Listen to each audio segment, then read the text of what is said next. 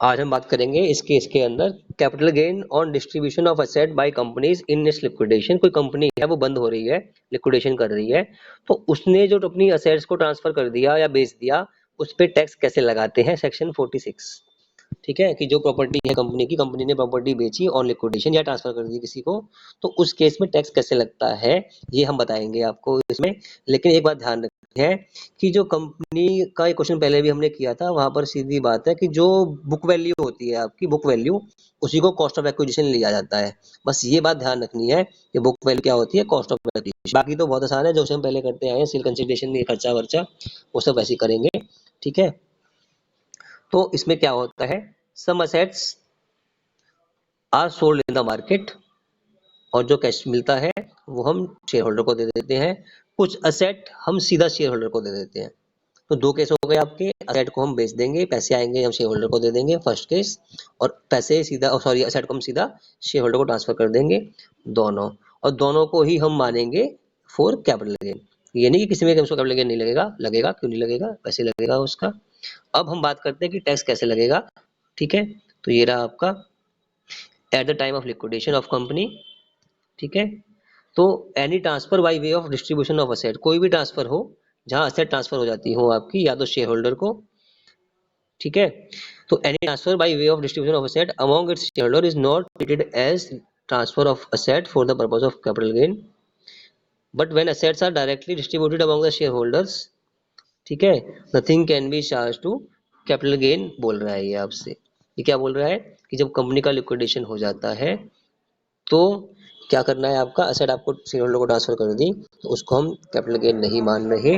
लेकिन आगे आपसे बोलता है क्या, वो देखिए, on the other hand, in case one, when assets are sold in the market, जब असेट को हमने मार्केट में बेच दिया, ठीक है, then such sale of asset is by the company shall be treated as transfer and chargeable to capital gain. ये कह रहा है कि पहले केस में जहां सीधा असेट मिल गई शेयर होल्डर को, उसको हमें कैपिटल गेन नहीं मानना।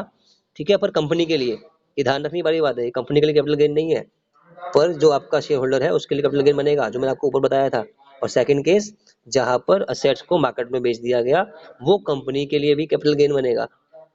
जो पहले हम बात कर रहे थे दोनों आपसे, वो थी शेयर होल्डर के पॉइंट ऑफ व्यू से, ये बात। ठीक है, जो मैंने कहा, ये थी शेयर होल्डर के पॉइंट ऑफ व्यू से कि जो भी असेट के पैसे बेच के मिले शेयर होल्डर को, टैक्सेबल होंगे। ठीक है, और असेट जो डायरेक्ट मिल जाएंगी वो भी टैक्सेबल होंगे। लेकिन कंपनी के लिए ये हम बात कर रहे हैं इन द हैंड्स ऑफ कंपनी, ये था इन the hands of share holder, तो दोनों में अंतर है, तो ये ध्यान रखना। तो यहाँ पर क्या है, जो पहला केस था, जो शेयर होल्डर को हमने बांट दी, वो टैक्सेबल नहीं होगा, लेकिन जो मार्केट में बेच दी वो टैक्सेबल होगा। इसके कहने का इन सब लाइनों का इतना ही मतलब है।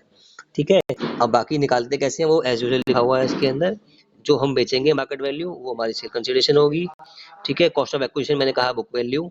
ठीक है, टैक्सेबल कब होगी, ये सीधी बात है, जब असेट हम बेच देंगे। यहाँ पर ध्यान रखना, जब असेट बेच देंगे, यहाँ पर कोई गवर्नमेंट वाला पंगा नहीं है, तो यहाँ पर सीधा जब हम असेट को बेच देंगे।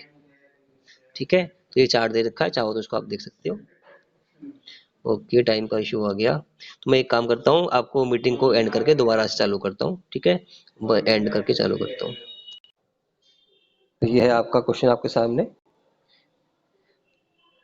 When company goes under liquidation and sold the assets in the market, मैंने कहा यू आर रिक्वायर्ड टू पे कैपिटल गेन टैक्स।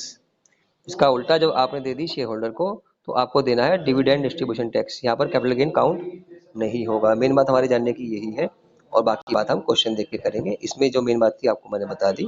आपको एक क्वेश्चन करेंगे प्रैक्टिकल, ये क्वेश्चन सामने है आपके।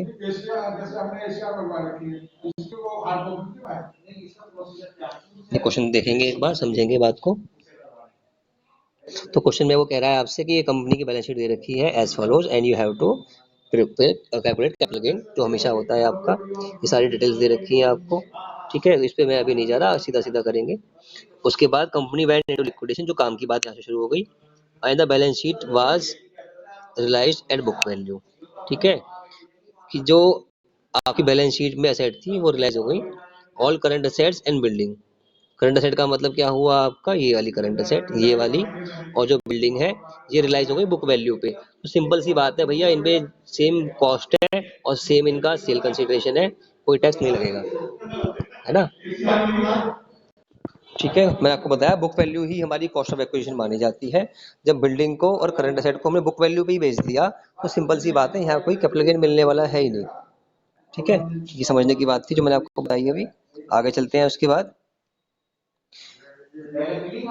The realised money was applied in payment of outside liability including dividend tax and preference share holder. जो पैसे मिले उसको हमने क्या किया, यूज कर लिया एक डिविडेंड टैक्स देने के लिए और प्रेफरेंस शेयर होल्डर को पैसे देने के लिए। अगली बात, Utkarsh is a holder of 10% equity share. आपको ये ध्यान रखना कि यहीं तक की जो बात है, बस जो कंपनी मार्केट में बेचती है उस पर टैक्स लगता है। कंपनी में जो मार्केट में बेचा है वो बेचा करंट एसेट और बेची बिल्डिंग, क्योंकि दोनों आपकी बिकी है मार्केट वैल्यू पे, बुक वैल्यू पे, तो कोई टैक्स लगेगा ही नहीं इसके अंदर। तो कंपनी पे कोई टैक्स नहीं लगेगा, टैक्स लगेगा सिर्फ शेयर होल्डर पे जिसको असेट मिली होगी। उसका नाम है Utkarsh. He has equal 10% equity share, यानी कि 8 लाख के इक्विटी शेयर का 10% 80,000 रुपये उसके पास है।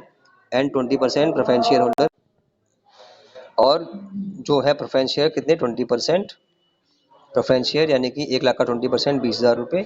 इसके पास 20,000 रुपये के प्रेफरेंस शेयर है और 80,000 रुपये के इक्विटी शेयर है। ठीक है, ये बात समझ में आई। अब वो क्या कहता है, equity shares were originally acquired by him. अब इसने बताया कि जो उसके इक्विटी शेयर थे वो कितने पे लिए, फेस वैल्यू पे लिए, है ना, फेस वैल्यू पे लिए इक्विटी शेयर उसने। तो वही जो उसकी वैल्यू 10 रुपये की है, 80,000 रुपये के है, तो 80,000 रुपये उसकी कॉस्ट ऑफ एक्विजिशन हो गई। ठीक है, एंड प्रेफरेंस शेयर्स, आगे क्या बोल रहा है आपसे वो, however C subscribe to preference share on April 19। उसने प्रेफरेंस शेयर 1 अप्रैल 19 को लिए हैं। ये 2002 को लिए थे, तो ये लॉन्ग टर्म गेन होगा आपका। ये 19 को लिए हैं अप्रैल को, और कंपनी लिक्विड कब हो रही है, दिसंबर 19 को, तो ये हो जाएगा शॉर्ट टर्म देखा जाए तो, है ना। 1 अप्रैल 19 से 31 दिसंबर 19 को क्या हो जाएगा आपका, शॉर्ट टर्म, ये लॉन्ग टर्म नहीं होगा। अगर 1 साल से ऊपर होता तो सिक्योरिटीज में लॉन्ग टर्म होता है। ठीक है, तो कितने पे लिए थे उसने, he was subscribe at par. Par का मतलब वही कि जो 1 लाख का 20% है, यानी 20,000 रुपये कॉस्ट है आपकी प्रेफरेंस शेयर की, तो 80,000 रुपये कॉस्ट है आपकी इक्विटी शेयर की। इसका अभी तक इतनी कहानी गाने का मतलब सीधे सीधा यही था, इसके पास 80,000 रुपये के इक्विटी शेयर और 20,000 रुपये के प्रेफरेंस शेयर है। ठीक है, अब उसे मिला क्या उसके बदले, उसे मिली 5 लाख रुपए की लैंड, ये मिली 5 लाख की, और कैश मिला 20,000 रुपये का प्रेफरेंस शेयर का, तो सब मिला के उसको मिल गए 5,20,000 रुपये। तो इस पे लगाना है हमें टैक्स, उसको हम बोलेंगे लॉन्ग टर्म कैपिटल गेन और short term capital gain depending on the nature. ठीक है, तो क्वेश्चन समझ में आपको आया। तो अब जाते हैं इसके सॉल्यूशन पे, सॉल्यूशन पार्ट पे। ठीक है, capital gain in the hands of company, आपको बता दिया जीरो होगा, वो ऊपर ये लिख रखा हुआ है क्योंकि बिल्डिंग को हमने बेचा बुक वैल्यू पे, तो बुक वैल्यू हमारी कॉस्ट होती है कंपनीज के लिए, तो कोई टैक्स नहीं लगेगा in the hands of company, tax लगेगा in the hands of only share holder, उसका नाम है उत्कर्ष। तो वही मैं आपसे बात कर रहा हूँ, उत्कर्ष के पास एक है इक्विटी शेयर, एक है प्रेफरेंस शेयर। ठीक है, इक्विटी शेयर है और एक है क्या उसके पास, प्रेफरेंस शेयर।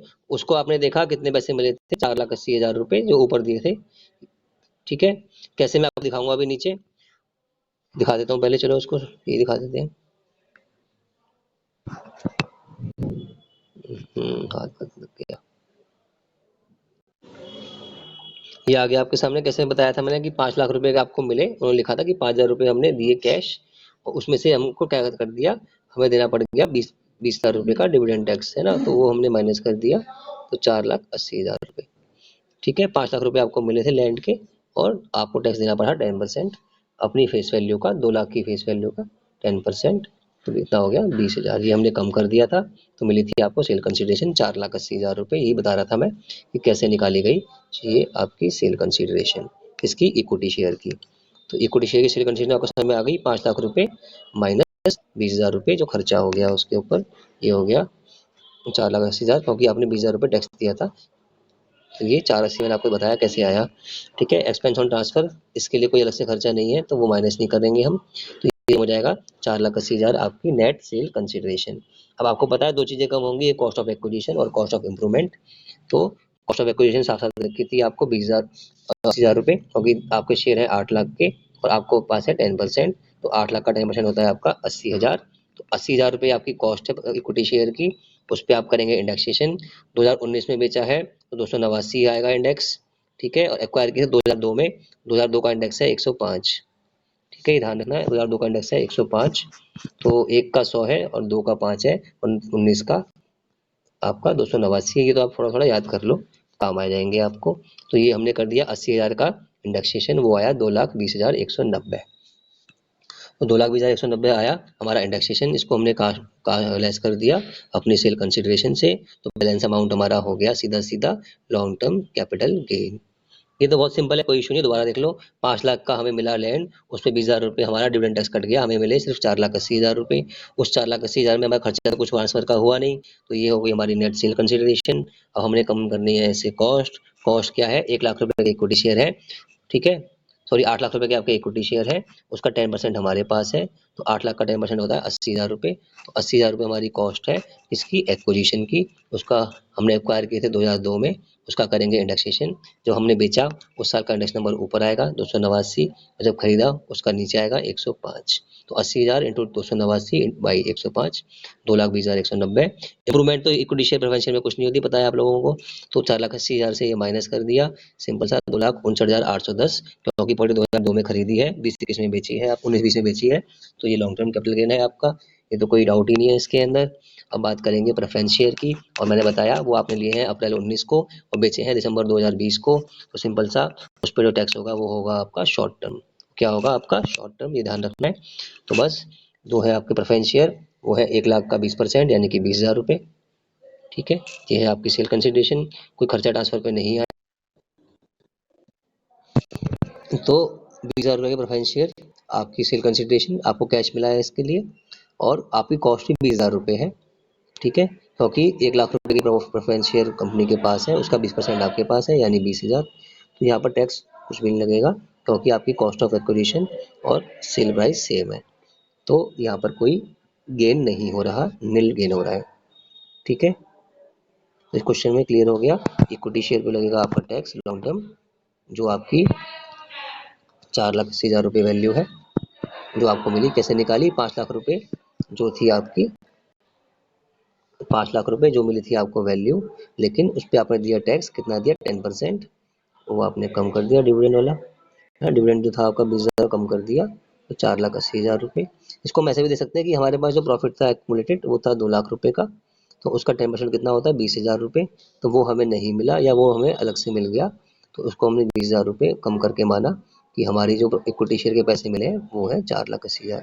इसको हम ऐसे भी देख सकते हैं, तो 4,80,000 रुपये ये हो गए, तो ये 4,80,000 रुपये हमारी हो गई सेल कंसिडरेशन, ठीक है। अब इससे हम क्या कम करेंगे, कॉस्ट ऑफ एक्विजिशन, आपको पता है 8 लाख के आपके शेयर थे, उसका 10% आपके पास था यानी कि 80,000 आपके पास था, तो 80,000 को आप करेंगे multiply in the year of sale, तो वो है 289 इंडेक्स नंबर है उसका, और 2002 में आपने लिए थे, उसका इंडेक्स नंबर 105 है, तो उससे आपने डिवाइड कर दिया इसको, तो आपको जो वैल्यू मिली वो मिली आपको कॉस्ट ऑफ एक्विजिशन। और प्रेफरेंस शेयर हो इक्विटी शेयर हो, कॉस्ट ऑफ इंप्रूवमेंट 0 होती है, तो इसको लेस कर दिया, ये मिल गया आपको लॉन्ग टर्म कैपिटल गेन।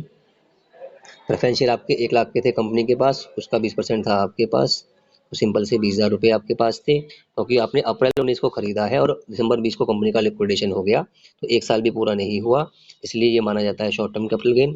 तो 20,000 रुपये की आपकी फेस वैल्यू थी, आपको मिले 20,000 रुपये, तो आपका जो वो है गेन नील है, जीरो है, क्योंकि आपको सिर्फ 20,000 रुपये मिले और वही आपकी कॉस्ट थी, ठीक है। सेल कंसिडरेशन 20,000 रुपये और मिला कितना, कॉस्ट क्या थी आपकी 20,000 रुपये। इंडेक्सेशन यहाँ पर नहीं होगा क्योंकि ये शॉर्ट टर्म कैपिटल गेन है, 1 साल के अंदर रियलाइज हो गया। फिर भी आप चाहो तो क्वेश्चन एक बार देख सकते हो, ताकि आपको फिर से क्लियर हो जाए कि यहाँ पर हाँ कितना पैसा मिला है हमें डिविडेंड के उसमें, सॉरी इसके प्रेफरेंस शेयर के लिए। तो क्वेश्चन में साफ साफ मेंशन है कि आपको मिले हैं 20,000 रुपये प्रेफरेंस शेयर के लिए, ये देखिए, ठीक है।